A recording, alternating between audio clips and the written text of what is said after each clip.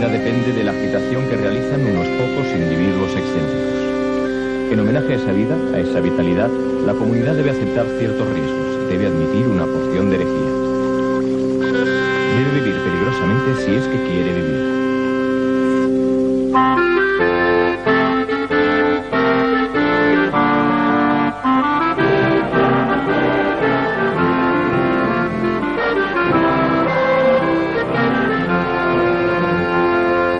El anarquismo es la libertad, es la puerta abierta hacia el infinito de la libertad y del bienestar de la humanidad.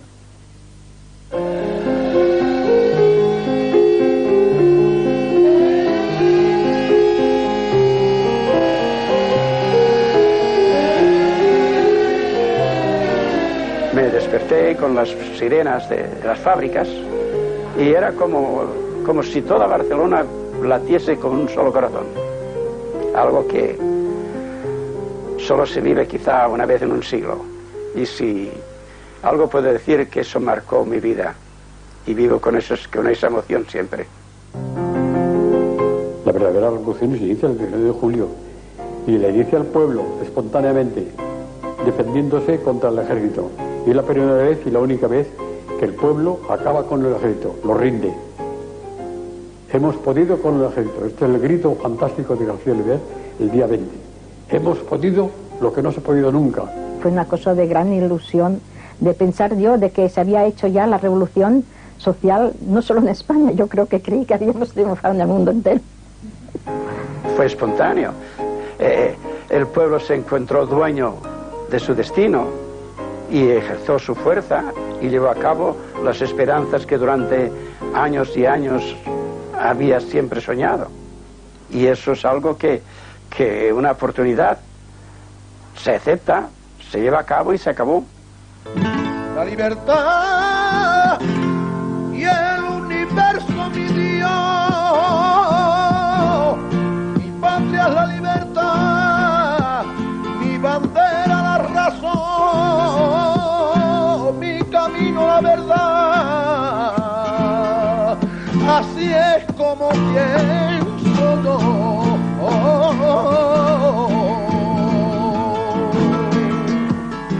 Año tras año, los anarquistas, protagonistas de la revolución que vivió España durante la Guerra Civil entre 1936 y 1939, rememoran aquel verano que cambió para siempre sus vidas.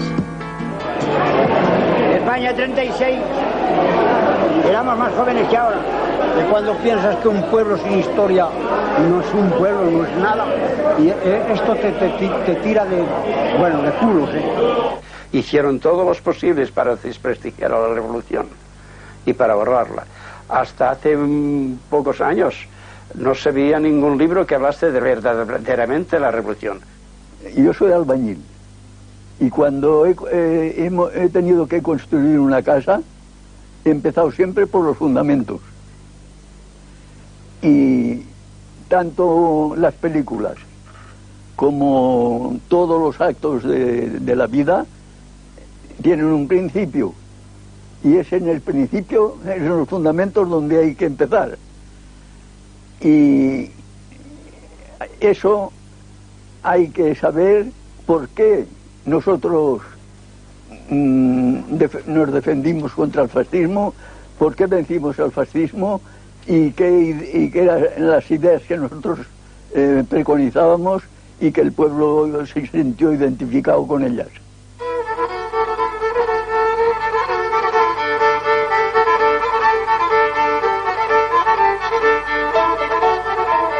La situación de miseria en la que vive gran parte de la población española en 1930 apenas ha mejorado desde que comenzó la revolución industrial un siglo antes. Continúan el analfabetismo y las profundas desigualdades sociales, sin que las autoridades, la Iglesia ni la burguesía pongan remedio. El anarquismo, que aparece como una propuesta del socialismo utópico para luchar contra la injusticia social, ha ido calando a lo largo de 100 años en las clases más desfavorecidas del país. Las ideas de Kropotkin y Bakunin arraigan con fuerza, especialmente en Andalucía y Cataluña.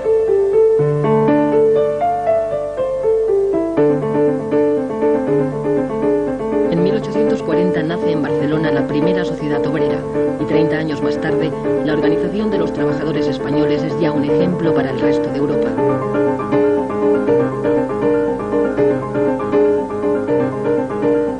Tras la escisión de la Primera Internacional, en nuestro país triunfan las ideas antiautoritarias de Bakunin frente a las que propugna Marx. Todo debe ser libre para que funcione. Esa es la gran disyuntiva que hubo entre Marx y Bakunin. Marx era autoritario y Bakunin no. En el sur de España, Fermín Salvochea es una de las figuras más influyentes del anarquismo andaluz. Allí el pueblo está enfrentado a una burguesía propietaria de grandes latifundios improductivos.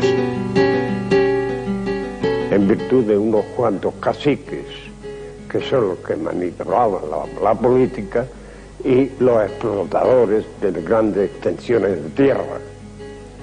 Y al trabajador, pues, nos tenían 3 meses, por ejemplo, de trabajo activo. El resto, pues, era casi... no trabajaba, lo que trabajaban muy poco, y vivían muy mal.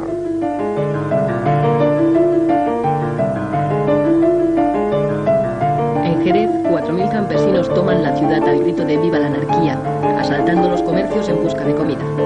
Para acabar con los grupos ácratas cada vez más influyentes en Andalucía, el gobierno inventa una trama llamada La Mano Negra, ejecutando y encarcelando a personas sospechosas de pertenecer a un supuesto grupo en realidad inexistente. Uno de los procesados es Sánchez Rosa, autor de la gramática, la aritmética y el abogado del obrero, libros que ponen en manos del trabajador los medios para defenderse en las luchas sociales. El enfrentamiento entre patronos y obreros deriva en sangrientos atentados cometidos por anarquistas que actúan de forma individual. Barcelona es conocida en Europa como la Rosa de Fuego, y el castillo de Montjuïc se populariza como escenario de fusilamientos y cárcel política.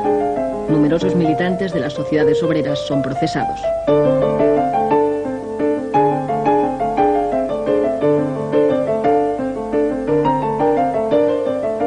Se ha dado una imagen del anarquismo, de siempre la pistola, siempre... No, señor. Hubo que emplear la pistola también, pero principalmente se basó en la concienciación de la gente a través de la labor cultural, para crear lo que deseamos como un mundo nuevo. Para los anarquistas, es el pueblo el que ha de adquirir una conciencia revolucionaria, conociendo primero la realidad para poder cambiarla.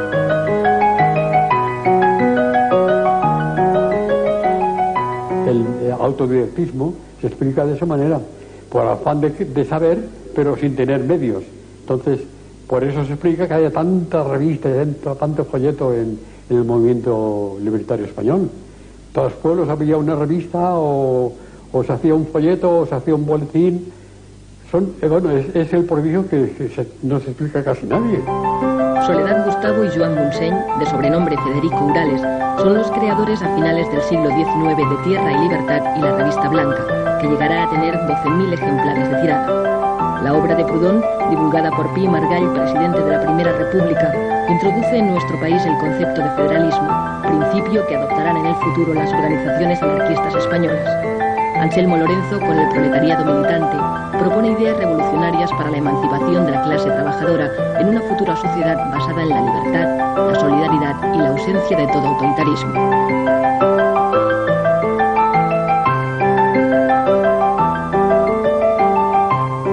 Porque el anarquismo no es una teoría, no es solamente una filosofía, no es solamente un programa de vida, sino una forma de vivir. Una forma de vivir. A través de las sociedades obreras, los anarquistas crean escuelas gratuitas que suplen la falta de una enseñanza pública para todos. En 1902, Francisco Ferrer Guardia funda la escuela moderna inspirada en el racionalismo. Basa su enseñanza en el respeto físico, intelectual y moral del niño. Francisco Ferrer Guardia reacciona contra el oscurantismo de la enseñanza de los curas y de los frailes. Siendo cartesiano, pues como era Ferrer Guardia, y siendo libertario, quiso hacer de su escuela una forja de enseñanza sobre todo dirigida a la razón, sobre todo dirigida a la lógica. Entonces, a partir de ahí, pues, se cargaba al capitalismo y a toda la política y a todo el poder, etcétera, etcétera, ¿no? No pararon hasta que mataron a Francisco Ferrer, acusándole de actos que no había ni siquiera realizado. En la cosa por la cual se le acusó y en nombre del cual se fusiló, que fue la insurrección de 1909 en Barcelona, de los soldados de no querer embarcarse al África, donde se les estaban matando, asesinando por el capricho de unos cuantos militares, incluido el rey, eso Ferrer ni estaba ni participó. Fruto de Solidaridad Obrera nace en 1910 en Barcelona la CNT, la Confederación Nacional del Trabajo, con el objetivo de unir al proletariado español en una sola organización anarcosindicalista abierta a toda la clase obrera. Contraria a los partidos políticos, utiliza la huelga, el sabotaje y el boicot como instrumentos de lucha. En 2 décadas la CNT se convertirá en la organización obrera más importante del país y en el movimiento sindicalista más activo y eficaz de la Europa moderna. La CNT es el intento de los obreros de organizarse para conseguir económica y socialmente una sociedad mejor, dentro de la cual a un poco largo plazo está la autogestión, o sea, la capacidad obrera para asumir todas las funciones que ahora tiene el Estado, o sea, sustituir al Estado. La Primera Guerra Mundial provoca en España un enriquecimiento de la burguesía que no repercute en mejoras para la clase trabajadora. Las tensiones aumentan y, como reflejo de la Revolución Rusa, los obreros españoles organizan numerosas huelgas hasta conseguir, por primera vez, la jornada de 8 horas. Había una fundición que despidieron a 4 obreros porque pedían las 8 horas. Y no lo querían dar, y entonces los patrones cerraron las fábricas y lo cerraron todo.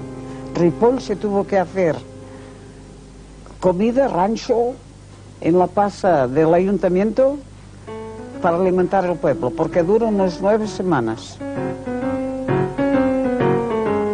En 1919 la CNT tiene ya más de 700.000 afiliados.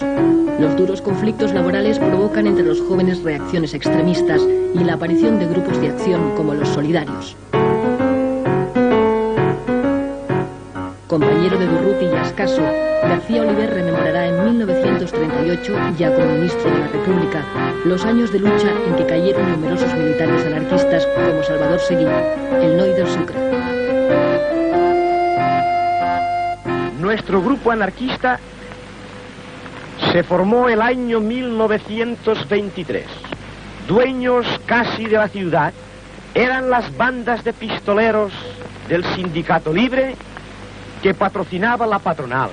Las hordas policíacas coadyuvaban a la obra de destrucción de nuestras organizaciones y de nuestros hombres.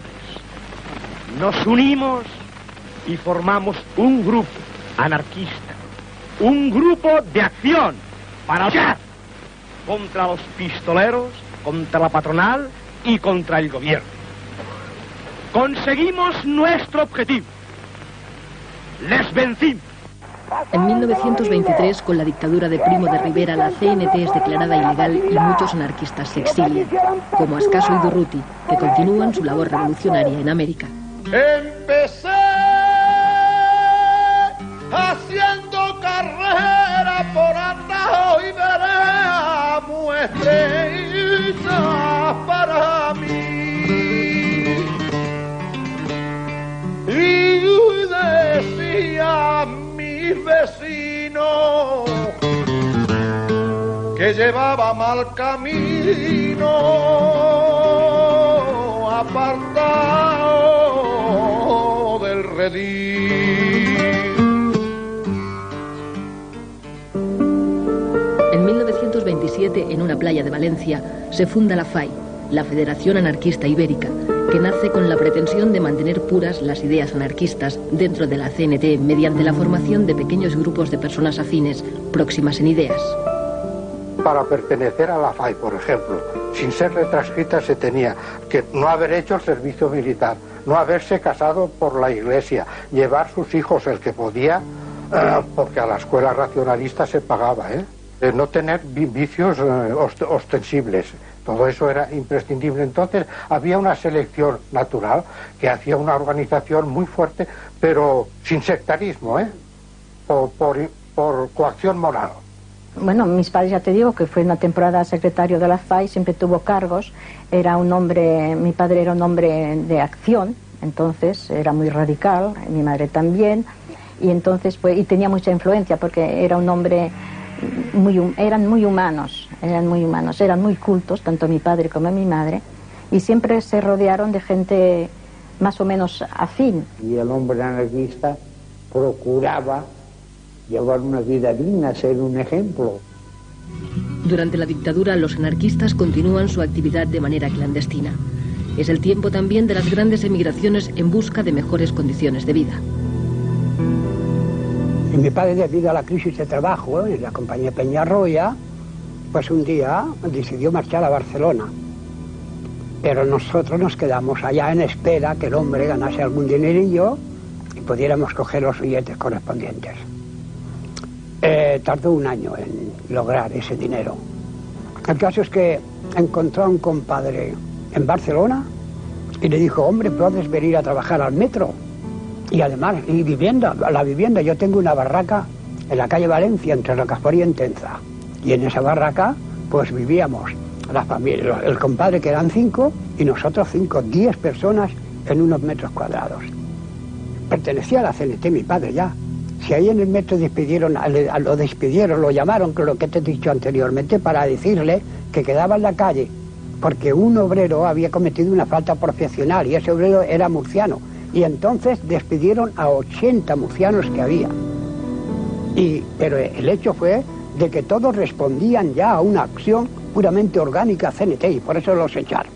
Sabíamos que existía un mundo que no era nuestro, puesto que era el que detenía a nuestros padres, el que nos dejaba sin trabajo, es decir, el mundo capitalista de una burguesía. Sabíamos que existía, puesto que éramos víctimas de ello, ¿no? Pero nosotros estábamos educados con un entusiasmo que esperábamos que eso fuera posible, que eso se acabara y que la sociedad fuera de una manera más justa, más igualitaria. Encontré gusto a la lectura, y después, cuando me iba hacia la barraca, pues como en el invierno en particular, me paraba en las farolas de gas o a leer un poco una hoja, o me paraba en un escaparate que había luz y después salía corriendo, leía otra página y así, Pero trabajé de sombrerero hasta que llegó la República. Anduve gritando por las calles de Barcelona: ¡Visca la República! ¡Visca la República! Todo eso yo lo he hecho. El 14 de abril de 1931 se instaura democráticamente en España la Segunda República y el rey Alfonso XIII parte hacia el exilio. Era una fiesta en Barcelona, por lo menos, la que yo viví, desbordante, todo el mundo, pero las calles estaban llenas de gente. No se concibe cómo sin preparar esa fiesta se pudo producir ese fenómeno. Todas las calles llenas de gente vitoreando, sin ningún odio. Viva la República, viva la libertad, viva el pueblo, etcétera, etcétera. A partir de ahí, ese remojón, ese chapuzón de libertad que le dio la entrada en la República, estimuló todos los resortes de la persona. No ha habido nunca una juventud tan ansiosa de saber como la que vivimos nosotros entre el 31 y el 36. Aquellas ansias que teníamos contenidas, entonces ya se desbordaron. Ya buscamos sitio a ver dónde podríamos ir. Entonces se nos dijo que habían formado un Ateneo. Allí había el cuadro escénico, había la sección de Esperanto, había cultura general, excursionismo, bueno, había de todo. Y cada noche teníamos un trabajo determinado. Es decir, que nos faltaban horas para todo. Allí se formaron las Juventudes Libertarias, había los grupos de la FAI.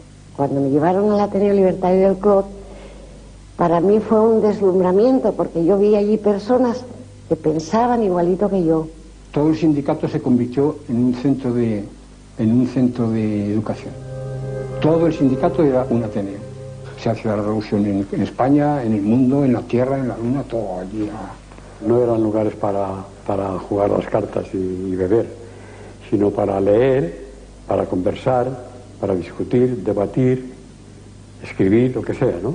Sobre todo, y también había en los Ateneos se solían dar muchas veces representaciones teatrales, recitales, muchos recitales, eso es lo que más se hacía, recitales de poesía, casi siempre cayendo en lo social, ¿no? en lo de la denuncia.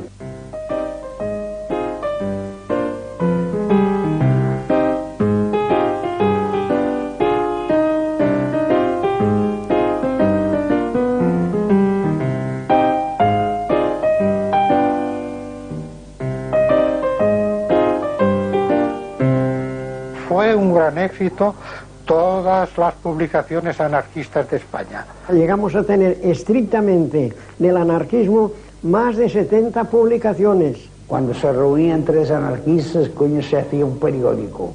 Que si El Cantero, que si La Voz de la Tierra. Entonces se inauguraron las paradas en la Rambla, que no se había hecho, que fue un éxito, yo me acuerdo, un entusiasmo. No teníamos manos para vender, no teníamos manos, todo, el aborto legal, las 12 pruebas de la inexistencia de Dios, dinamita cerebral, voceando todos los periódicos y así de gente comprando, porque no nos habían dejado hasta entonces hacerlo. Debía tener 10 años, toda Barcelona voceando Tierra y Libertad. Tierra y Libertad, órgano de la Federación Anarquista Ibérica. Pues eso, fue un núcleo de reunión formidable, donde sobre todo la de prensa, de la gente exponía así sus ideas, y fue un centro de conexión de mucha gente, Tierra y Libertad. Se estaba haciendo una revolución mental extraordinaria. Tierra y Libertad pasó de unos 4.000 ejemplares cuando la cogió mi padre a 20.000 en 1934 y 35. La novela ideal, creada por la familia Urales, padres de Federica Montseny, pretende divulgar las ideas éticas del anarquismo mediante una escritura fácil. La novela ideal hacía una gran labor en la juventud, ¿sabes? Había temas muy interesantes y religiosos también, sobre todo porque la religión en la época en España había tenido siempre mucho dominio. Pues también se buscaban temas en ese sentido, para combatir la religión. Fundada en Alcoy en 1923, Generación Consciente inicia a sus lectores en la sexualidad y la salud. Años más tarde, con el nombre de Estudios, alcanzará los 70.000 ejemplares de tirada. Y esa revista, habían muchas veces artículos que hablaban de estas cosas. Y claro, eso pues a mí pues me iba llenando, ¿no? A mí me iba... Cuando hay algo que decir, cuando hay algo que decir, no se puede uno callar, porque te callaré morir. No se puede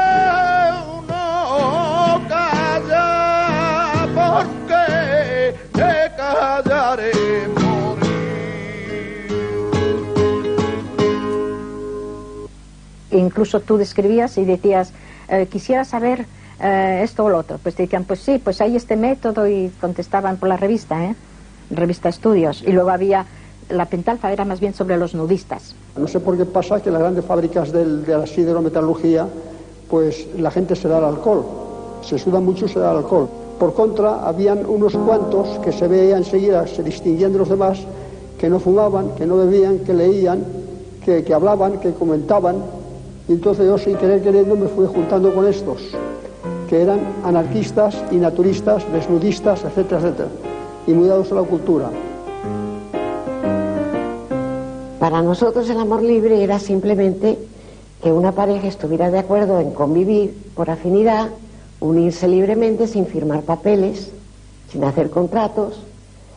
Bueno, y cuando hubiera disensión, de mutuo acuerdo, separarse y quedando amigos, ¿no? Sin pleitos y sin nada. A mí me parece que fue una cosa completamente revolucionaria, porque salir la mujer de poder tener un compañero sin pasar por la iglesia, sin bautizar el hijo, sin todo eso, entonces la mentalidad de las mujeres entonces era una cosa terrible y cerrada. Enseguida era una cualquiera. Los anarquistas quieren cambiar la sociedad tradicional por medio de una intensa labor cultural e ideológica, y para ello crean nuevas organizaciones que tratan de propagar la idea entre los jóvenes. Nacen las Juventudes Libertarias, que más tarde se unirán en una federación ibérica de la que Fidel Miró será su secretario general. El lema era cultura y propaganda, repartir propaganda y procurar que entrara gente. No lo pedíamos a nadie antecedentes ni qué ideas. Ese de los Juventudes Libertarias entra. El día que te canses te largas. Cuando los muchachos me llevaron a las Juventudes Libertarias me integré al grupo de Sol y Vida.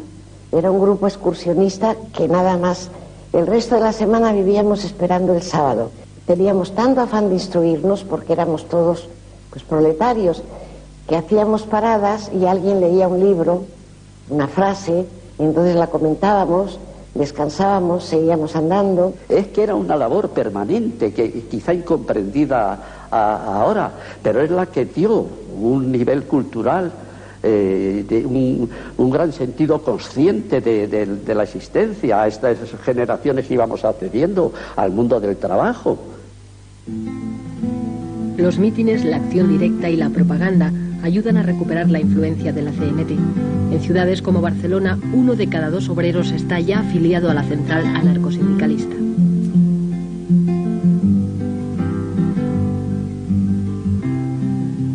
Yo hacía muchas horas.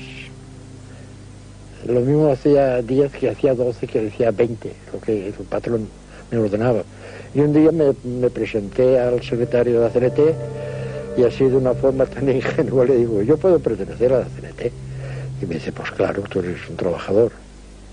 Y el hombre me hizo muchas reflexiones y una de las cosas que siempre retuve mucho, me dijo que fuese honrado y que cumpliera que en el trabajo. Y que tenía derecho a hacer las 8 horas. Fui secretario de la Federación Local y Comarcal y los que no tenían miedo, pues, que venían a la organización y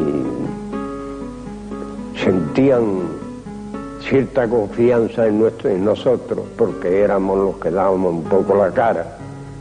Los problemas más duros de los campesinos y de los pueblos los han resuelto los grupos ácratas que había en todos los pueblecitos. Y teníamos pues un fervor en el hogar, en la fábrica, en el sindicato, en la calle, en la plaza, y claro. Y en Borriana pues se hizo un mitin que fue el del pueblo, fue la Montseny y fui yo. Y claro, y allí pues hablamos todos. Yo hablé antes que la Montseny, ¿no? Y hablé, y ella pues cuando terminé yo y esto, dice, tú vales mucho para el campesino. Eso me dijo. Y todo ello me acuerdo. Lo más chocante es que allí estaba la plaza llena y hablaban y nadie aplaudía, un silencio, la gente no aplaudía, pero pensaba en lo que decían, escuchaba, solo de cuando en cuando se oía la voz, ¡viva la CNT! Y encuentras un eco rotundo, ¡viva la CNT! O ¡viva el comunismo libertario! Y eso inflamaba, se hacía sentir, vivías intensamente aquellos momentos, sin aplaudir, sin esa retórica comunista que aprietan las palmas y palmas. Era más serenidad, era más conciencia.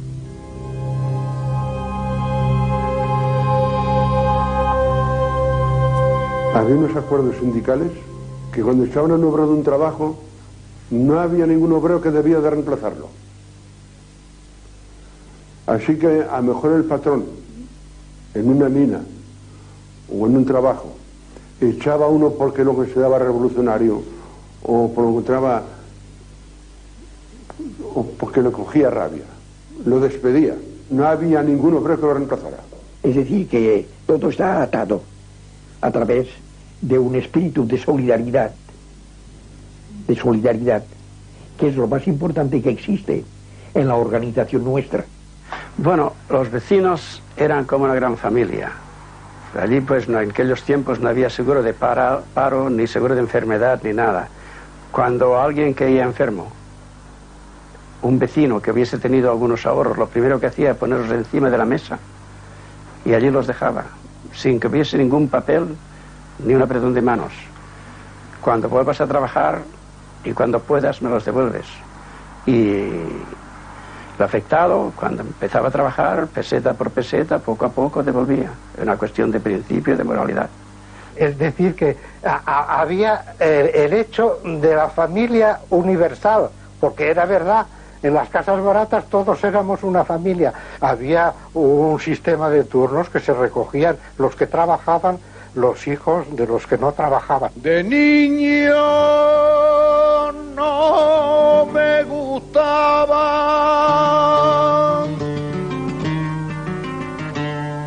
los libros, ni la sotana, ni salir en procesión. Era tan desobediente como el viento de poniente, revoltoso y juguetón.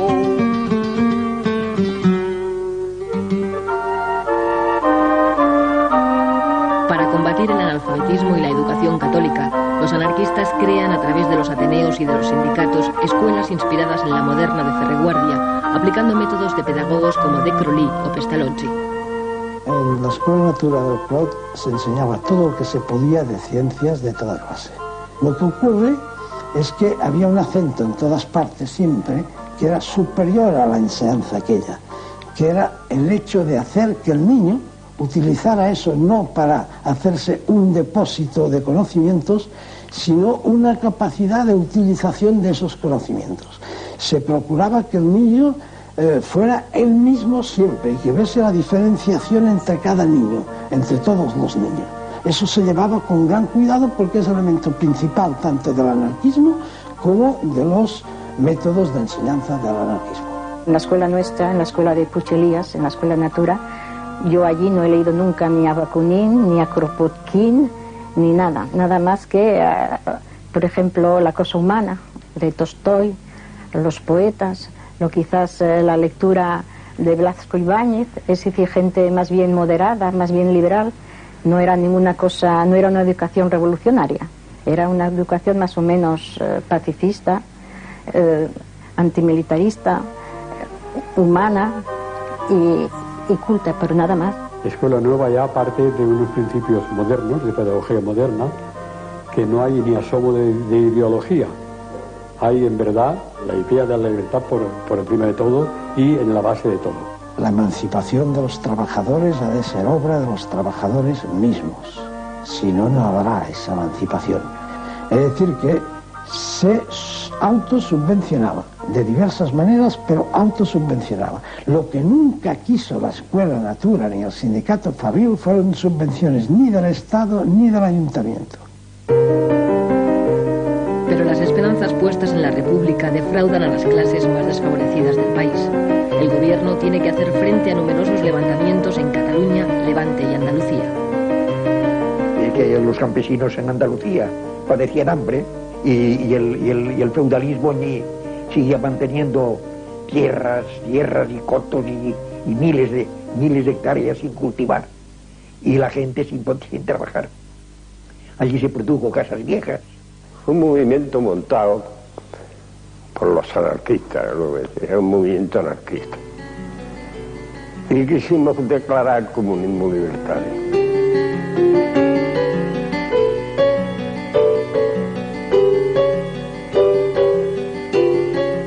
A la familia de Casas Viejas, los asesinaron y además quemaron la casa. Y ese es un pueblo campesino de la provincia de Cádiz.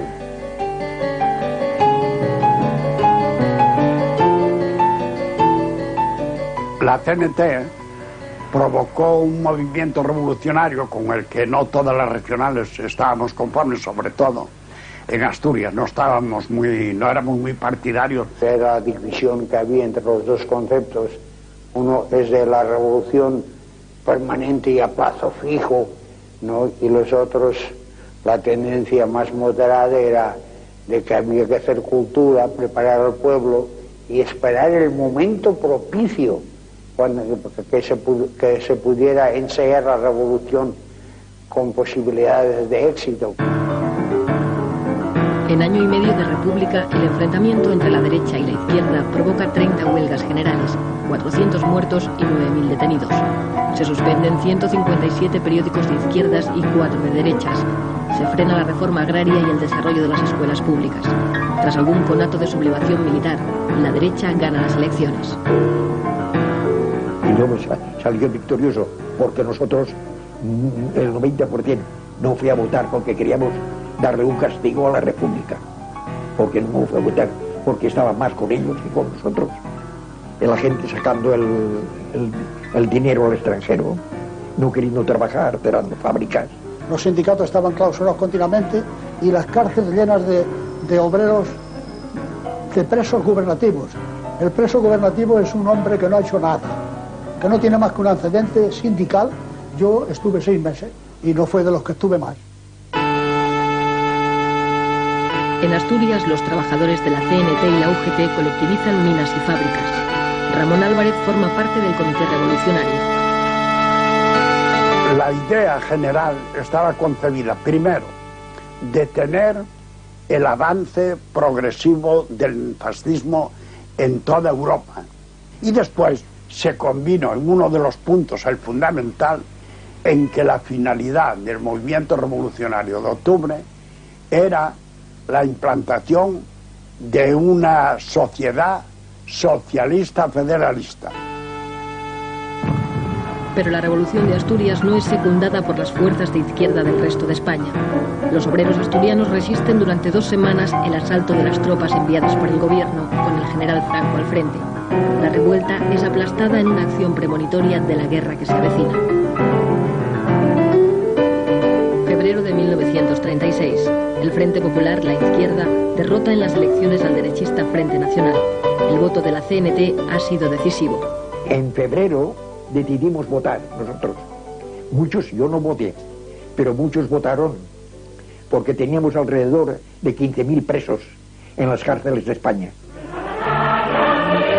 Se suceden las huelgas, las ocupaciones de tierras y los enfrentamientos de la Guardia Civil con obreros y campesinos. Mientras la derecha prepara el golpe de Estado, las organizaciones más radicales llaman a la revolución. Para mí el comunismo libertario es mi máxima aspiración. Para ello, en el año 36 celebramos un congreso en Zaragoza, y después de mucha discusión, porque a nosotros nos gusta mucho discutir, pues llegamos a un acuerdo concreto de que la CNT propugnaba el comunismo libertario. Un comunismo, como decía antes, que va de abajo arriba y no de arriba abajo, que se regula mediante asambleas generales, con revocación inmediata de cualquier cargo si la mayoría lo exige. Y ya el hecho de que la base sea soberana significa que no hay posibilidad de maniobras politiqueras. Todos de todos, hay que distribuir equitativamente, y por tanto, si todos de todos, todo el mundo trabaja, todo el que puede, claro. Todo el mundo trabaja, todo el mundo se forma, sobre todo porque hay tiempo para formarse. España ha venido a menos por una triple división. Por la división engendrada por los separatismos locales, por la división engendrada entre los partidos y por la división engendrada por la lucha de clases. Entonces los falangistas habían empezado ya a tomar bastante fuerza y se atacaba con bastante intensidad a los compañeros nuestros. Esto dio lugar a que por nuestra parte pues nos empezáramos a plantear una lucha más directa, incluso pues yendo armados. Los pueblos se dividieron en dos. En mi pueblo de 1.500 habitantes, los de la derecha no se saludaban por los de la izquierda. La generalidad de los trabajadores lo tienen muy claro. ¿Saben quién tienen enfrente? A la Iglesia, que tienen enfrente al capitalismo, que son sus enemigos seculares. Porque hasta la Iglesia entonces ya se había enfrentado el cardenal Segura, se había enfrentado constantemente contra la República. Ya aquello era inevitable. Ellos ya estaban en el extranjero ya entrenándose, ya tenían acuerdos con Mussolini y con Hitler. Entonces todo el mundo lo sabía y todo el mundo se preparaba, y los partidos, y lo sabía el gobierno. Ahora, había ministros que dormían a la hora en que los otros se lanzaban a la calle. Y el gobierno central de Casares Quiroga negaba que hubiese alzamiento y todo eso, y dio la orden, eso fue lo fatal, a todos los gobernadores, que nada de armas al pueblo. Nada de armas al pueblo, tenían más miedo a la revolución que a los militares. Porque no hay que olvidar que en los primeros días de julio, Companys le dijo al jefe de orden público de Cataluña que desarmase a la CNT, a los anarquistas. En Barcelona estábamos todos los militantes y otras gentes también de izquierda, estamos de guardia toda la noche durante 4 días. Entonces ya hubo el día anterior a la revolución, ya vinieron y dijeron que yo me había dormido, por cierto, en el tejado, en el techo. Dijeron, bueno, hoy es la hora de la verdad, el que no le interese que se largue a su casa, porque hoy sí hay faena. Y estábamos en la Plaza de la Generalidad, eso estaba abarrotado de hombres pidiendo armas. Y salía Companys y decía que esperáramos. A gastarme, o a que he venido a este mundo, como no sea para gastarme, como no soy sordo mudo, no tengo el por qué callarme ante la ley del embudo.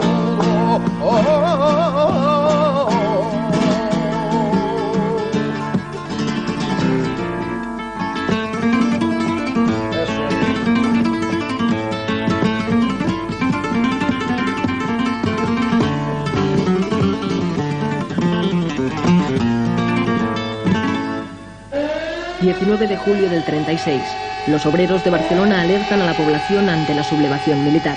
Y cuando sonaron las sirenas, pues era toda una multitud de horta, yo no sé, mil de gente que bajó por aquella avenida de Santa Eulalia al cuartel de San Andrés. Díaz Sandino bombardeó, tiró un par de bombas en el cuartel, se abrieron los portones y todo aquel gentío se lanzó a coger las armas. Ya se hacía de día, y entonces bajamos y al llegar a la carretera de Sants ya vemos un coche con la designación de Tefai. Lo paramos, Entonces, Oye, ¿qué pasa? Bueno, pues es en la Plaza Cataluña donde está el asunto.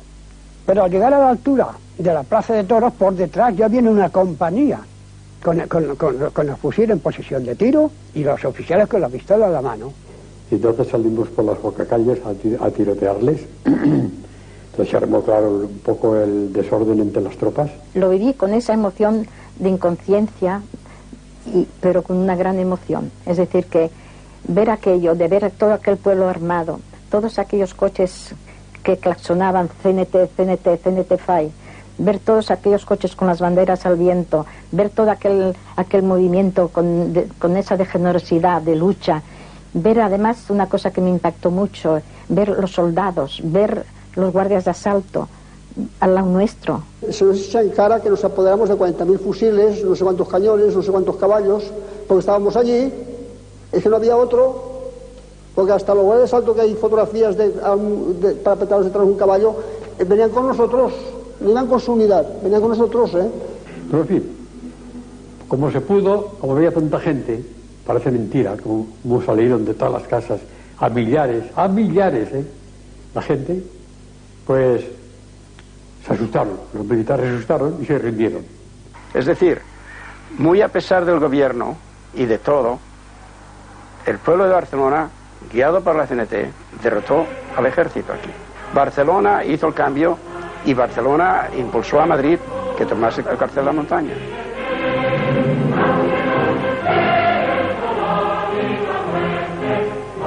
Es una manifestación pública de todo el pueblo de Madrid, que se levanta como puede, o que se trata de oponerse ya desde ese momento a lo que se le viene encima. España ha quedado dividida en dos. Ha comenzado una guerra civil de lucha entre clases que durará 3 años. Los rebeldes asesinan allí por donde avanzan a simpatizantes y militantes republicanos y de izquierda. En la España leal a la República, las represalias no se hacen esperar para todo aquel sospechoso de apoyar a los rebeldes.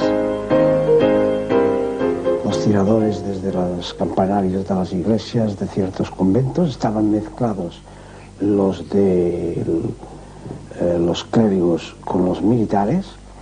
Se pusieron a tirar no contra los adversarios que llevaban fusiles, sino contra toda gente que estuviera en la calle. De ahí viene luego la respuesta de la gente quemando los lugares desde los cuales se le había tirado al pueblo desarmado. En esa contienda perdimos mucho personal, perdimos personajes de valor. En el asalto a Tarazanas murió Francisco Escaso al ir a saltar a ponerse más a resguardo contra un tirador de una ventana. Eso era muy frecuente entre nosotros, sobre todo porque estos hombres en la barricada, al mismo tiempo que escribían, como mi padre, en la barricada eran los primeros.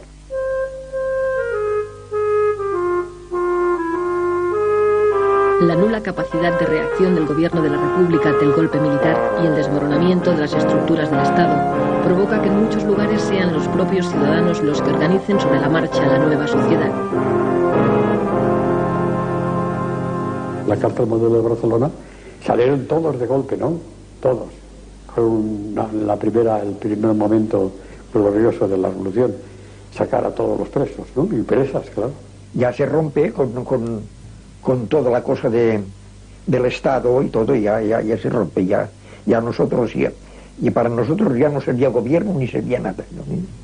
Ya era una cosa del sindicato, ya no aceptábamos órdenes, ni comentarios, ni consejos de nadie, nada más que del sindicato. Hicimos un comité para, en primer lugar, para reclutar gente para ir a Aragón o donde fuera, y después, en segundo lugar, para evitar que hubieran venganzas personales, ¿no? El 19 de julio, automáticamente hubo un cambio de sociedad, porque la mayor parte de capitalistas habían marchado, y otros abandonaron, se huyeron, y los obreros se tuvieron que hacer cargo de la administración de los trabajos. Entonces se nombró por la noche CNT y UGT, hubo una asamblea en la Casa del Pueblo, casino, que pusimos como un casino que iban los ricos, y como que habían desaparecido, pues hubo una reunión allí, y se nombraron los comités de fábrica, consejos de empresa, cada trabajo, el suyo para que continuara, y quedamos que emplearíamos todos los parados que habían, unos pocos a cada fábrica, y así lo hicimos. Y así que es que de parados no había. Los ricos decían que sobraban 500 obreros y los obreros decían que sobraban 5. Y cuando esos 5 desaparecieron, hubo trabajo para todo el mundo. La cosecha no estaba recogida y urgía recoger la cosecha, trillar, hacer todo esto y que se empezara a funcionar. El pueblo de Bembrilla un cierto día se acostó pobre y amaneció rico. Amaneció rico porque comió todo el pan que quiso, cuando antes no hacía más que pasar hambre. Espontáneamente el pueblo pone en práctica las ideas libertarias acariciadas a lo largo de todo un siglo, sobrepasando las expectativas de las propias organizaciones. Barcelona se convierte en la avanzadilla de la revolución.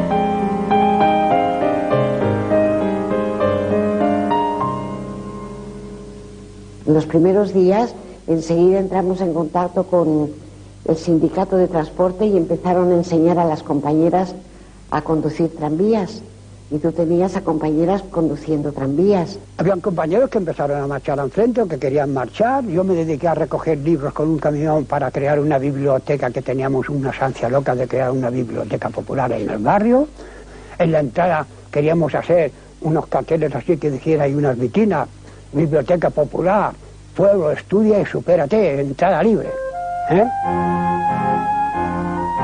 En Cataluña los anarquistas son ahora la fuerza mayoritaria y el poder que tenía la Generalitat pasa a manos del Comité de Milicias Antifascistas, un nuevo organismo nacido de la revolución. Los consejeros de la Generalitat abandonaron sus respectivos despachos. La Generalitat se quedó con el solo hombre de Companys en la jefatura de policía y la calle nuestra. Companys, ¿sabes?, pide a la CNT que le mande una comisión para tener una entrevista. Y les dijo: os lo debemos todos, vosotros habéis terminado con este hacimiento, os habíamos juzgado mal. Desde hoy yo no sirvo ya para nada, yo no soy presidente. Si para algo valgo, les dice a la comisión, dice, estaré a vuestro servicio. Palabras de Companys. García Oliver propuso ir a por el todo y se lo pusieron, nada más votaron él y Chena, los de Hospitalet. Se lo puso Santillán y Federica Montseny. Federica Montseny diciendo, ir a por el todo es establecer nuestra dictadura, y eso es una negación del anarquismo. Y Santillán dijo, si vamos a por el todo y establecemos el anarquismo, nos aislamos en España y nos aislamos en el mundo. Todo el mundo no nos va a dar nadie ni ayuda, ni armas, ni nada. Y por eso la FNT no fue a todas ni quiso el poder que le regalaba, no solo regalaba a Companys, ya lo tenía. Y entonces colaboramos juntamente con los demás fuerzas del país con un organismo que se llamó Comité de Milicias Antifascistas. Y entonces la Generalitat dejó de funcionar como tal. Y todo el poder recayó en este comité.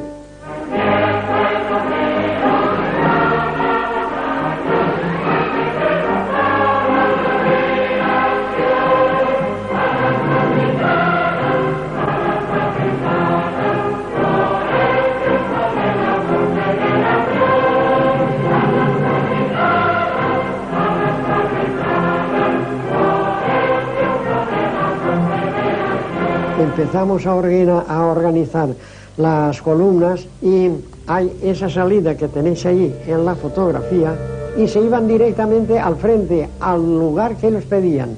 Y la mayoría que pedía lugar era Condorruti, Condorruti, Condorruti.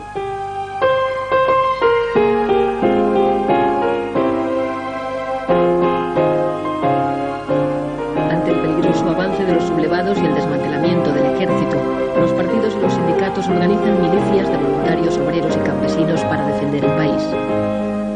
La columna de los aguiluchos se sugirió con el propósito de que todos los concurrentes fueran del movimiento libertario.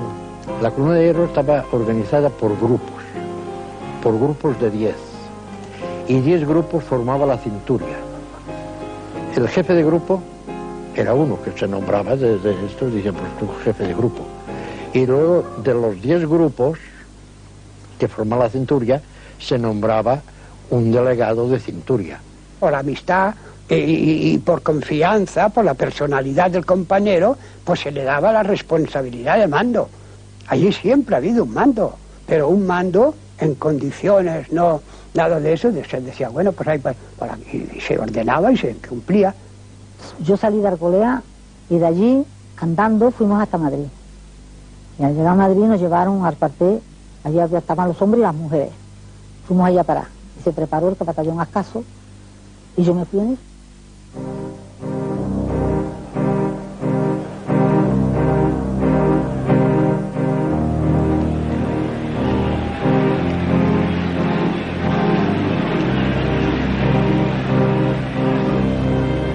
Puedo decir que a medida que nosotros íbamos actuando con la columna de Ruti, nosotros dábamos las manos a los campesinos y a toda aquella gente, transformando la sociedad en autosugestión, en una serie de actividades, colectividades, que sea lo que nosotros habíamos pretendido toda la vida. No era solamente tirar tiros. Ahí, a medida que nosotros avanzábamos, pues ellos tenían campo libre para poder formar, darle forma ética a lo que tenía que ser nuestra sociedad, nuestra futura sociedad.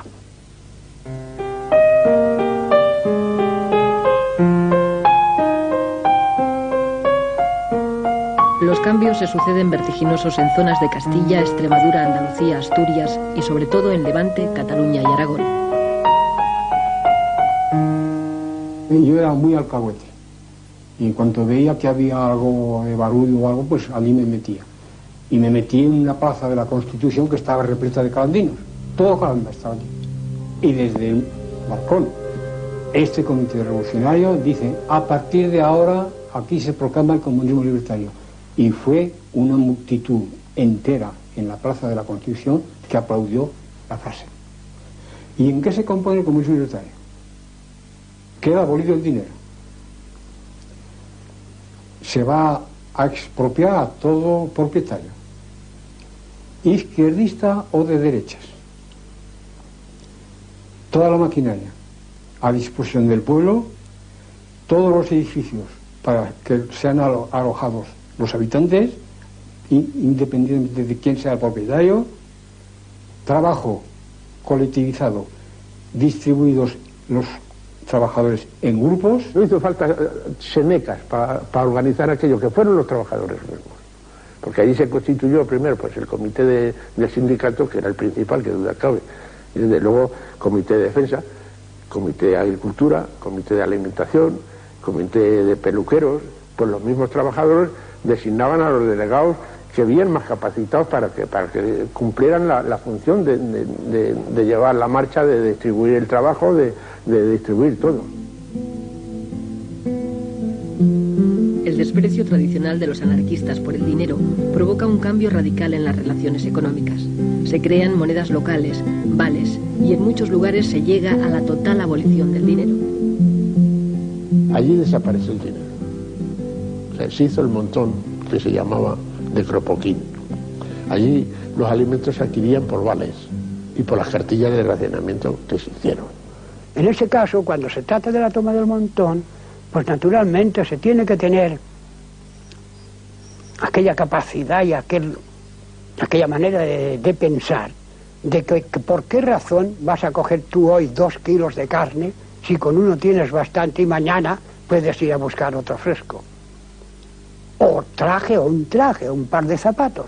Allí se estaba exento de luz, de agua, de escuela, de todo. Allí no había que pagar nada. Y no había egoísmo de nada. Nada, ni uno. Egoísmo no existía. ¿Cómo va a existir si no hay dinero? Cuando no hay dinero no puede haber egoísmo. Hoy lo dices y no lo comprende la gente, pero que se asumió bien. El haber hecho la colectividad, como crear la colectividad, la inmensa mayoría del pueblo lo encontró muy bien, y esto que no eran sindicalistas ni eran anarquistas, todos. El que quiso ser individualista continuó siendo individualista, pero fueron muy pocos. Y el que, como mis padres, aquí, a 30 metros de aquí, por ejemplo, que eran individualistas,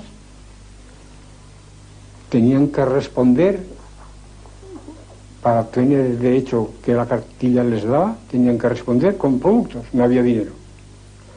En aquel año mis padres elevaron 4 cerdos para la matanza. Vino un compañero, por cierto que allí disgusté un poco a mi madre por lo que hice, vino un compañero, yo ya sabía que iban a venir, decide el compañero de que la familia tenía bastante con un cerdo y le requisaban los 3 con los cuales se pagaba el resto de necesidades de todo el año. Trabajábamos a gusto. Y la otra, pues que hay menos gastos en colectivistas que individuales. Porque ahora supongamos, si hay 100 individuos que trabajan en colectividad y 100 que no, los 100 que no necesitan 100 tractores, pero los otros necesitan más 10. Destituidas las antiguas autoridades locales, son ahora los trabajadores organizados en la CNT y en menor medida en la UGT los que controlan la administración, poniendo poco a poco en marcha toda la vida pública. El Comité Revolucionario me asignó el cargo de delegado Abastos. Delegado Abastos, pues creo que eso ya se comprende. Nos hicimos cargo de todas las mercancías que teníamos y además un pueblo que no da trigo, pues veníamos a Levante y lo cambiábamos por azúcar. Pues teníamos la fábrica de azúcar, pues había una cosecha ya. Y de allí nos llevábamos chocolate y cosas, intercambios. Ya con el carbón ya se traían mercancías de calzado, de vestidos, todo eso para el pueblo, y ya se traían de afuera. Se nombraba cada pueblo una delegación representativa de cada pueblo, y allí se construyó en Benicarló, digamos, la Federación de Colectividades. En Levante, UGT y CNT trabajan de forma conjunta tras la expropiación espontánea de tierras y fábricas. Bajo la organización de la Central Anarcosindicalista, Alcoy se convierte en un ejemplo de autogestión obrera con las industrias colectivizadas en su totalidad. Se crea el CLUEA, el Consejo Levantino Unificado de la Exportación de Agrios, encargado de coordinar directamente desde las colectividades la venta al extranjero. Muy pronto este organismo, nacido de la Revolución, topará con las reticencias del gobierno central, que comienza a apoyar a las cooperativas comunistas. Y en el extranjero ya teníamos, en París, en Bruselas, en Holanda, en fin, todas esas cosas. Todo aquello funcionó perfectamente y cada vez mejor, cada vez mejor.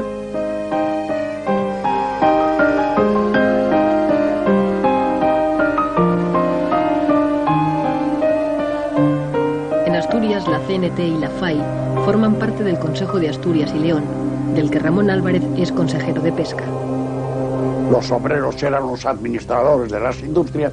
Nosotros seguimos sin hacer colectividades de una manera anunciada, pues de una manera soterrada.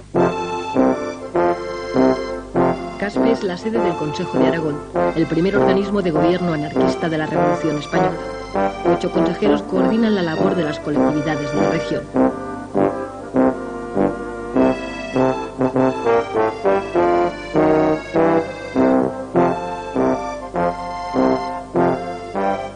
Aquí en la región, que fue el centro, digamos, mayoritario de las colectividades, con su consejo en Caspe y todo eso, en Levante hubo colectividades, en Andalucía hubo colectividades, en Castilla hubo colectividades para todo, pero tan homogéneo como en Aragón no la hubo en ninguna parte.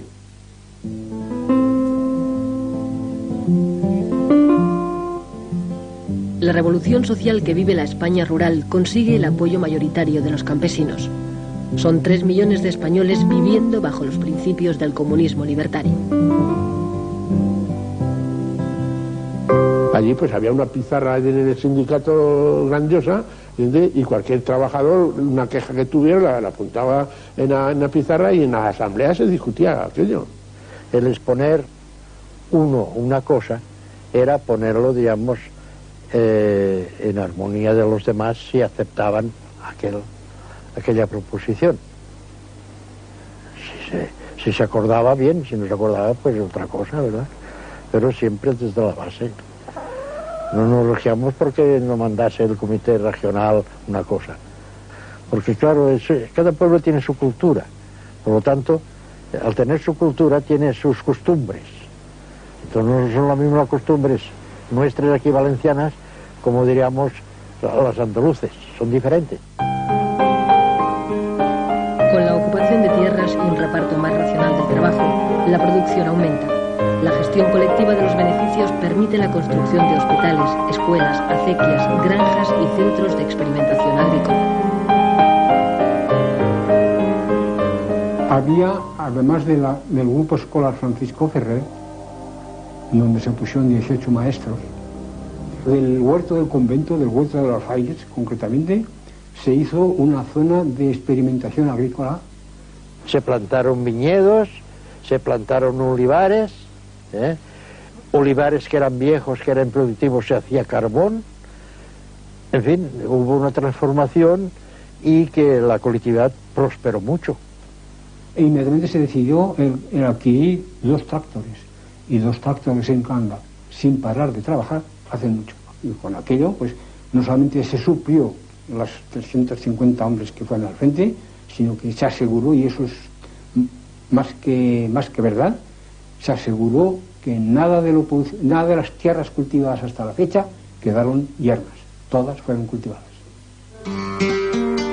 Como aquel que calla otorga, y aunque la ignorancia es sorda, al labor, más fuerte que los ladrillos de los perros consentidos y que la voz del patrón.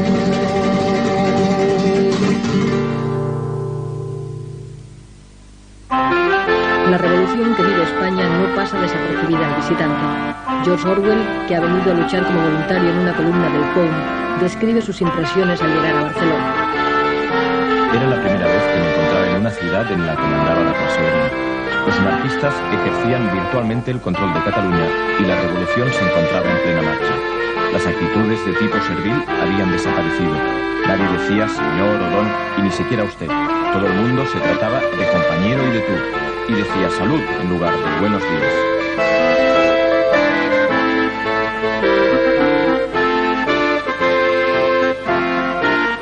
Barcelona es el centro neurálgico de la revolución en la España urbana.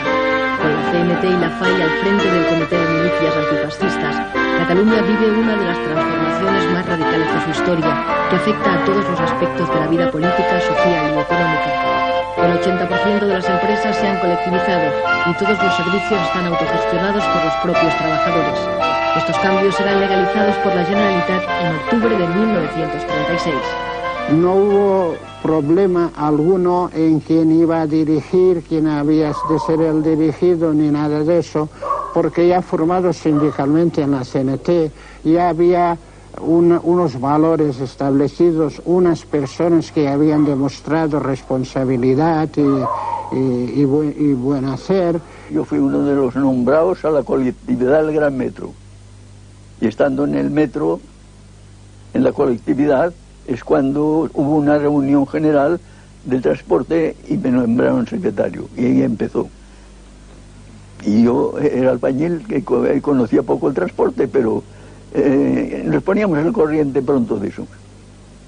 Las circunstancias nos obligaban. Se organizó una comisión que se titulaba Administración y Control de la Propiedad Urbana, que se estaba compuesta de 3 elementos de la Generalidad, 3 de la CNT y 3 de la UGT. Y de los 3 de la CNT yo era un vocal, yo era uno. Entonces la propiedad no quedó abolida, pero quedó incautada.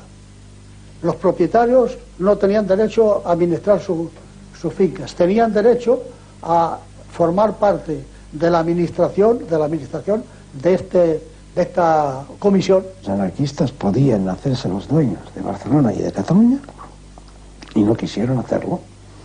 Y entonces vino la colaboración entre unos y otros. Y entonces, como los más fuertes éramos nosotros, en la cuestión de enseñanza, pues se buscó a uno de los nuestros, al profesor Puig Elias, y él se ocupó de redactar con otros y demás, pero siempre dirigido por él, la Constitución del Cero. El Consejo de la Escuela Nueva Unificada nace con el objetivo de promover una escuela única, gratuita y laica en lengua catalana. La revolución crea también servicios de asistencia y previsión inexistentes hasta entonces, que cubren gratuitamente la sanidad, las bajas temporales de la invalidez y la jubilación. Se lucha contra el paro aumentando los puestos de trabajo o contratando nuevos trabajadores, aunque no sean necesarios, para repartir el trabajo entre todos. Las pequeñas empresas y talleres se agrupan, se unifican compañías eléctricas. El entramado es complejo, pero implica a todos. Nos sentíamos involucrados y luego, claro, nos daba un protagonismo y una responsabilidad que asumimos, diría yo, muy a gusto. En las asambleas lo que se discutía, no tú que serás, yo que seré, sino cómo mejorar la producción, cómo el trabajo organizarlo mejor, cómo quitar intermediario entre una acción y otra, porque claro, una fábrica es compleja. Tienes que ser consciente de que trabajas para ti, entonces, que ya no mantienes a ningún patrón, aún trabajas con más anhelo. Elizalde, Ford, General Motors, Cross, Pirelli o Canchironi. Los trabajadores reconvierten de manera asombrosa en solo 7 semanas empresas civiles en fábricas de armas. Esta transformación permitirá la supervivencia del ejército republicano. Cada militante se consideraba defensor como un Don Quijote de esa utopía, de esa forma de operar, de esa forma de conducirse éticamente en la sociedad sin necesidad de que viniese el gendarme de turno. O sea, la autogestión yo creo que es la asignatura pendiente aún ahora, porque en aquel momento se demostró que, mira, hay el más ilustrado y el menos, hay el memo y el listillo, pero todos tienen algo, todo ser humano tiene algo a aportar. Casi todo el mundo dice que es una utopía, ¿no? Es la única cosa que podría salvar el mundo, la anarquía. Es lo más bonito que hay. Cada cual, trabajar todo el mundo, ni amos ni patrones. Y cada cual hacer lo que tiene en su cabeza. Es que todo el mundo tiene algo adentro. Poco a poco, la realidad de la guerra obliga a los anarquistas a colaborar en las tareas de gobierno. Cuando cesó el Comité de Militares Antifascistas, que duró 2 meses, el periodo revolucionario en Cataluña duró 2 meses, de julio a septiembre. Hubo un nuevo gabinete, se nombraron consellers y era Sanitat la que vuelve otra vez a coger el poder con sus consejeros. 4 anarquistas entran también como ministros en el gobierno de la República. Entre ellos, Joan García Oliver y Federica Montseny, que se convierte, muy a pesar suyo, en la primera mujer que accede a un ministerio en Europa. Estaba ella en contra de esto y en contradicción con ella misma, y te aseguro que le costó. Y cuando yo veía que además luego los compañeros la criticaban, yo me ponía desesperada. En Cataluña, por ejemplo, las juventudes fueron los primeros que se rebelaron contra la actitud del colaboracionista de la CNT. Y después que hasta cierto punto se creaba una burocracia que no era muy buena.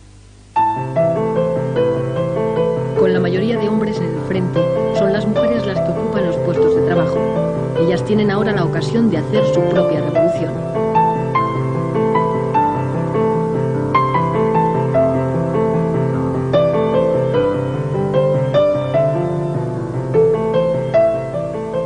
Al irse los hombres al frente, al ocupar ella puestos que dejaron vacantes los hombres en la producción, quizás eso las despertó, se sintieron más libres. Las compañeras que conocía, la una estaba en una fábrica de alpargatas, ella era la que llevaba todo aquello, la otra en una fábrica de azúcar, cuando estos eran puestos que lo habían llevado hombres antes. Nosotros le dábamos la importancia que debíamos haberle dado a la mujer. En las asambleas de la CNT apenas veías 3 mujeres, una mujer en la casa. Los hombres se reían con todos los derechos y nosotros queríamos preparar a la mujer para que supiera usar sus derechos con respeto a sus hijos, a su casa, a su marido y a su propia vida. Mujeres Libres nace a partir de agrupaciones locales, convirtiéndose en una de las organizaciones feministas más importantes de la época. Suceso Portales en Guadalajara y Concha Liaño en Barcelona son 2 de sus principales impulsoras. Éramos distintos a los movimientos de liberación femenina burgueses, porque nos dábamos cuenta que ellas, por su preparación, luchaban por equipararse o en competitividad con los hombres para ocupar los cargos que ocupaban los hombres.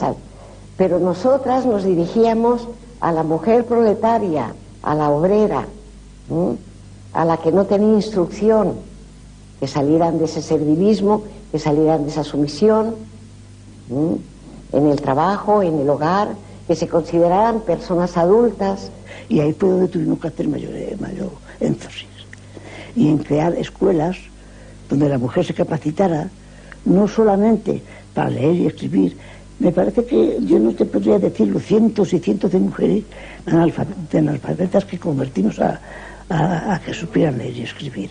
Así que cuando formábamos una agrupación, lo primero que se hacía era la escuela. A las mujeres las educábamos sexualmente con clases. Teníamos clases especiales y mujeres que las educaban y iban a los hospitales a hacer prácticas inclusive. Hicimos una serie de folletos a este respecto y con el respeto a la relación de la mujer que enviamos al frente. Hicimos por lo menos miles y miles de folletos, unos folletitos pequeños. Los anarquistas promueven cambios sociales únicos en Europa. García Oliver, ministro de Justicia, es el primero en dictar en España una ley que iguala los derechos del hombre y la mujer. Federica Montseny, ministra de Sanidad, promulga la ley del aborto, que solo llega a aprobarse en Cataluña.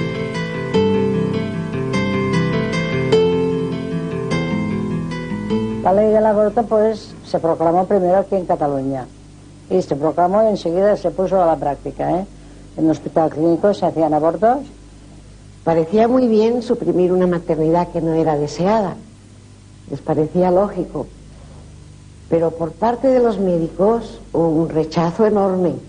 La maternidad consciente solo se puede adquirir a través de los conocimientos que te ocupas de conocerlas. Si estas mujeres no habían leído nunca nada y no sabían hacer nada, pues no podías pedirle una maternidad consciente, ni a los hombres tampoco mismo, ni siquiera a los hombres.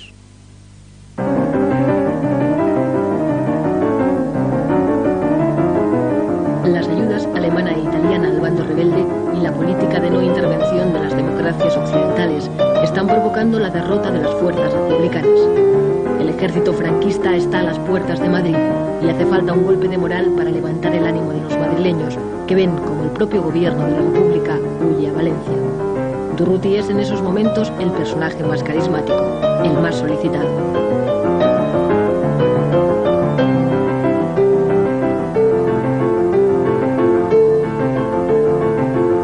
La figura de Durruti en aquellos momentos representaba la mayor atalaya de libertad.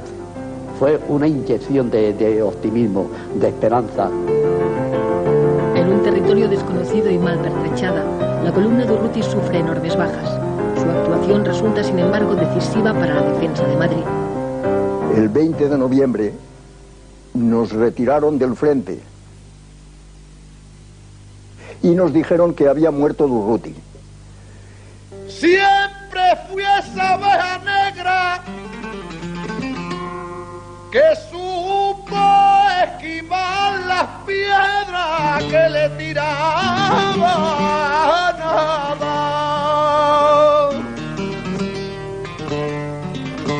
Y entre más pasan los años, más me aparto del rebaño, porque no sé a dónde va. No ha habido en la historia un entierro como el de Durruti en Barcelona. No sé si contaron 1,5 millones, o qué sé, algo inenarrable. La República trata de reorganizar el ejército e impone la militarización obligatoria. El objetivo es ganar la guerra olvidando la revolución. Los anarquistas, sin embargo, mantienen su idea de derrotar al fascismo para crear una nueva sociedad. Dijeron que iban a militarizar la columna, que entonces pues no eran militar, éramos pues milicianos, y que la iban a militarizar. Y dijimos que no. Detestábamos la disciplina militar. Nosotros fuimos a la guerra por combatir al fascismo, pero no para hacernos militares. Todos los que hacíamos la guerra de nuestra generación éramos contrarios a la guerra y contrarios al militarismo, pero muy contrarios, pacifistas a carta cabal. En cuanto a eficacia de las cosas, yo no vi ninguna. Tan eficaz era 100 hombres llamándose centuria como 100 hombres llamándose compañía. Yo creo que el error primero fue ponerse en el lugar del enemigo, hacerse ejército, y no guerra de guerrillas, que precisamente es nuestro honor histórico. Las guerrillas se dicen todo el mundo guerrillas por España. Y llegamos a la conclusión de que ya no era la revolución, sino que era la prolongación de la guerra. Y entonces, pues, para obtener armas y para poder vivir, tuvimos que aceptar la militarización. ¡Visca la libertad catalana! En Cataluña, los partidos tradicionales recuperan poco a poco el poder perdido el 19 de julio a manos del pueblo y las organizaciones revolucionarias. En mayo de 1937, los partidos nacionalistas y el recién nacido PSUC, los comunistas, provocan unos sucesos que generarán una guerra civil dentro de la propia guerra. Numerosos anarquistas son eliminados, el POUM ilegalizado y Andreu Nin, su secretario general, asesinado. Los primeros días se vivió bajo el ambiente libertario toda Cataluña. Fue después, con los reveses y las dificultades que iban saliendo, que las fuerzas que no eran simpatizantes fueron reaccionando, y ahí llegó los sucesos de mayo.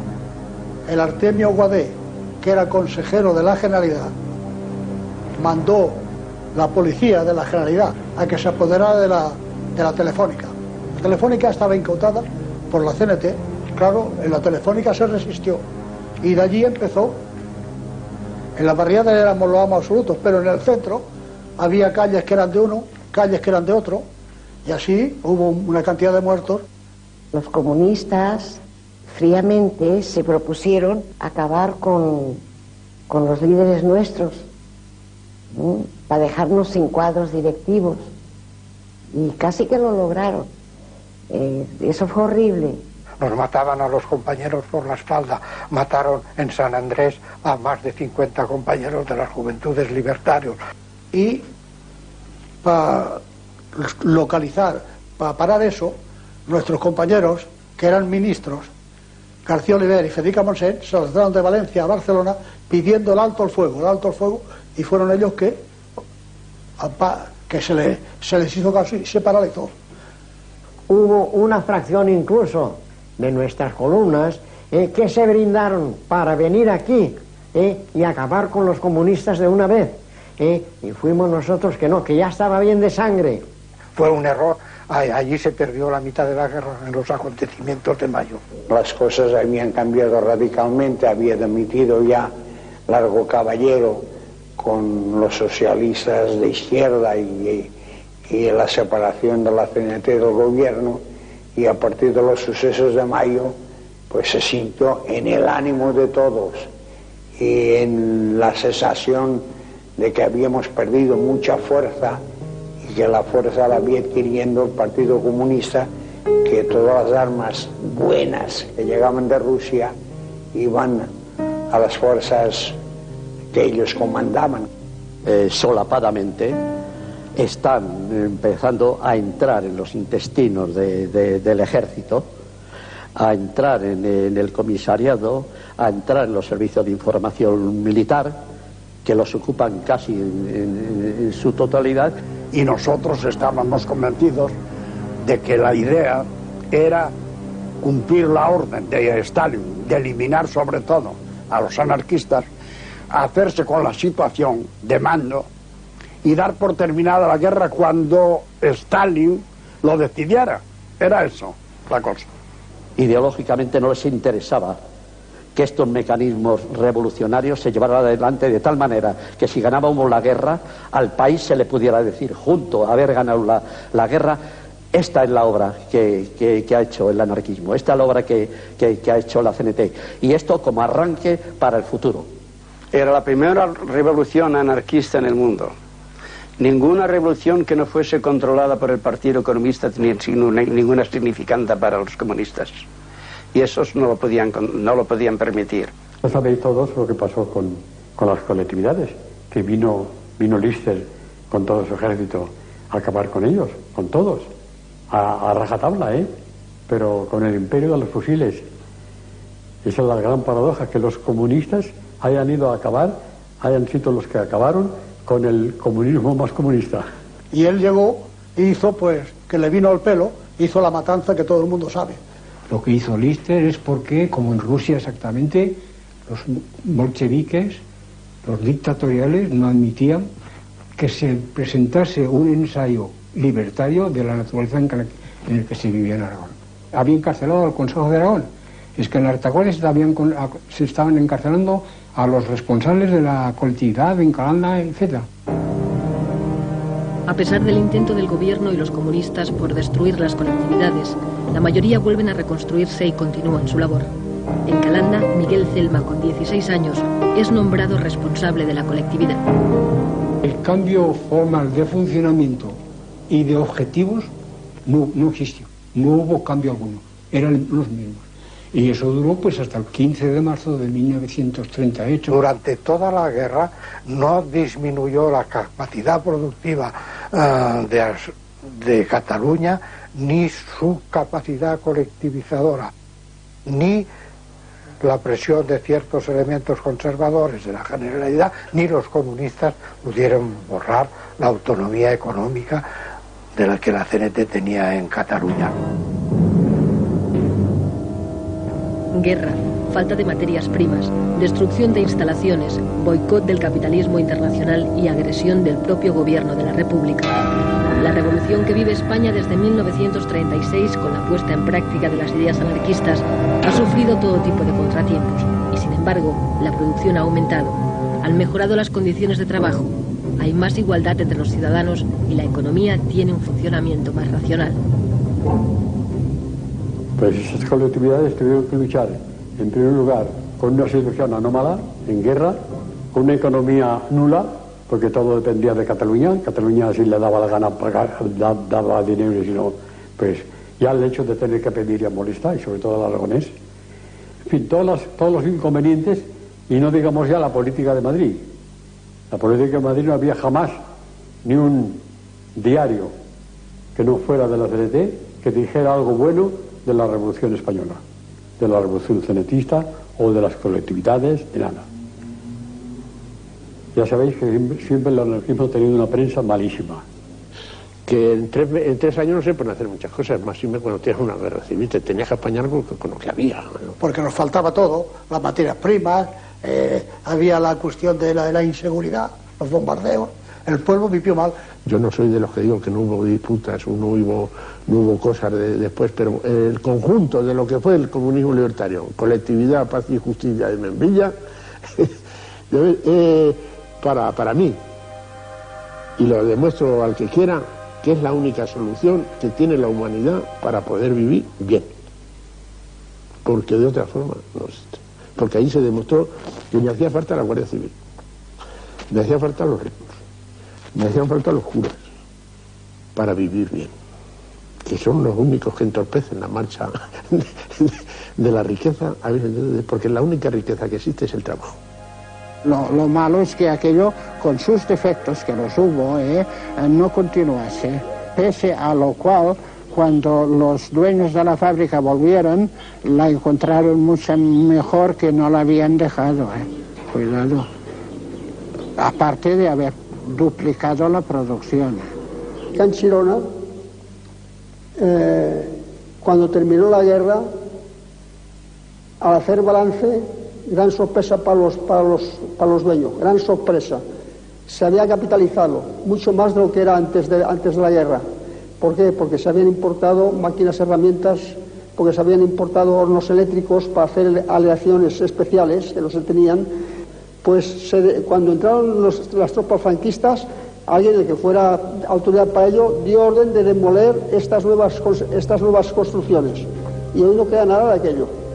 Fue destruido, porque era un prestigio para la zona republicana y para los que habían gestionado y dirigido la empresa de Canchirona, o sea, del material. Estábamos muy al tanto que las potencias democráticas no querían que nosotros ganáramos. Sin embargo, la pasión podía más que nada y decíamos, bueno, aquí seguiremos hasta que podamos. Pero y cuando llegó el final, que sabíamos que tenía que llegar, nos costaba mucho aceptarlo. Mucho. Eso fue muy doloroso, porque no solo perdíamos la patria, perdíamos nuestros ideales y sabíamos que para siempre. La lucha ya se fue perdiendo, ya la retirada. Hasta que se replegaron, ya fueron a la Seu d'Urgell, ya se replegaron, y ahí es cuando nos enteramos de que se perdía Barcelona. Y entonces estábamos allí unos compañeros y mi padre telefoneó a Barcelona. Telefoneó a la casa CNT FAI y le contestó una voz: arriba España, viva Franco. Y es la única vez, no la única, pero en eso vi que a mi padre le salían, colgó así el teléfono y le saltaron 2 lágrimas. Ya comprendí. Yo creo que aquel fue un momento muy emocionante para los que estábamos allí.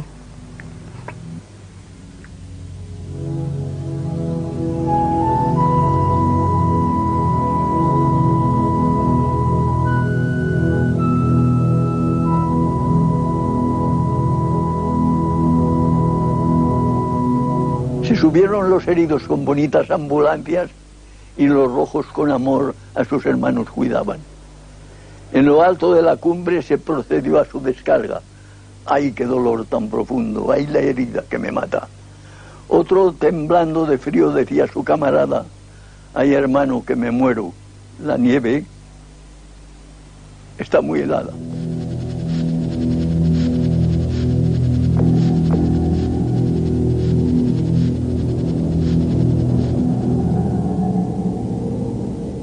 Nos dijeron que la guerra había terminado. El que no quisiera, el que no estuviera de acuerdo con el régimen de Franco, se podía ir al extranjero, porque los puertos de Valencia y Alicante estarían abiertos mientras había una sola persona que quisiera marchar. No salió nadie del puerto de Alicante, de Rojos, de la zona republicana, no marchó nadie. Nada más, nos cogieron a todos y nos llevaron a Albatera. Campo de Albatera fue cruel, algo que el que no ha pasado por un sitio así no puede creerse las barbaridades que allí lleguemos a sufrir. El hambre, el maltrato, los palos que nos llegaron a pegar, aquello no lo sabe más que los que estuvimos allí.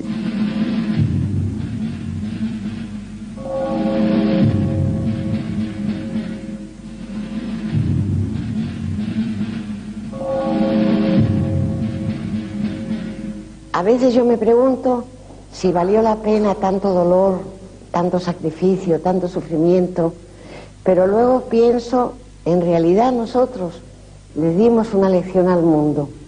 Por más que sea, pudimos dar un ejemplo de que es posible vivir sin gobierno, porque no había gobierno, y marchaban las colectividades, y marchaba todo funcionaba, de mutuo acuerdo. Para mí fue el tiempo que estuve yo en Extremeso en la colectividad, los más felices de la vida, porque no tenía que preocuparme de nada. ¿Dinero para qué? Porque fueron los años más intensos de mi vida. Conocí la fraternidad, el desinterés, el espíritu de sacrificio y la solidaridad. Es decir, el sentirme hermanado con los que estaban luchando conmigo, que sentían las mismas ideas. Creo que es lo mejor. Y que por ello hay que luchar, porque aunque no se llegue, ha de ser, si no una meta, una ilusión, una utopía, lo que sea, lo que puede ser como una poesía, ¿no? Le he cantado a casi todo lo que me ha dado que pensar, le he cantado a casi todo y ahora le voy a cantar la que nunca existió, la paloma de la paz.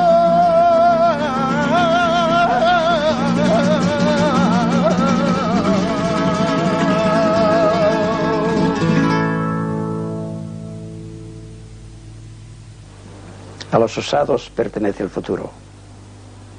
Cuando no podemos soñar más, morimos. Así lo dice Emma Goldman y eso es verdad.